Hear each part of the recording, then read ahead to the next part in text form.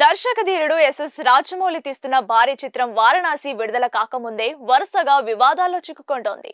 మహేష్ బాబు, ప్రియాంక చోప్రా, పృథ్వీరాజ్ సుకుమారన్ ప్రధాన పాత్రల్లో వస్తున్న ఈ ప్రాజెక్టుపై ఇప్పటికే దేశవ్యాప్తంగా పెద్ద హైప్ ఉంది. టైటిల్ గ్లిమ్స్ రిలీజ్ ఈవెంట్ ను రాజమౌళి అద్భుతంగా ప్లాన్ చేసి భారీగా నిర్వహించారు. అయితే ఈవెంట్ లో ఆయన చేసిన కొన్ని వ్యాఖ్యలు ఇప్పుడు ఆయనకు పెద్ద సమస్యగా మారాయి. నేను దేవుళ్లను నమ్మను అన్న కామెంట్ హిందూ సంస్థల కోపానికి గురైంది. రాష్ట్రీయ వానర సేవ మరికొన్ని హిందూ సంఘాలు ఆయన వ్యాఖ్యలపై సరూర్ నగర్ పోలీసులకు ఫిర్యాదు చేశాయి. ఈ ఫిర్యాదుతో రాజమౌళిపై కేసు నమోదు చేయడం సినీ వర్గాల్లో చర్చనీయాంశమైంది.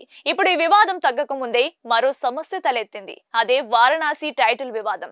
రాజమౌళి టైటిల్ రివీల్ చేసిన వెంటనే సోషల్ మీడియాలో ట్రెండ్ అయింది. కానీ ఈ టైటిల్ మరో నిర్మాణ సంస్థ అయిన రామబ్రహ్మ హనుమ క్రియేషన్స్ వద్ద ఇప్పటికే రిజిస్టర్ అయి ఉందని తెలిసింది.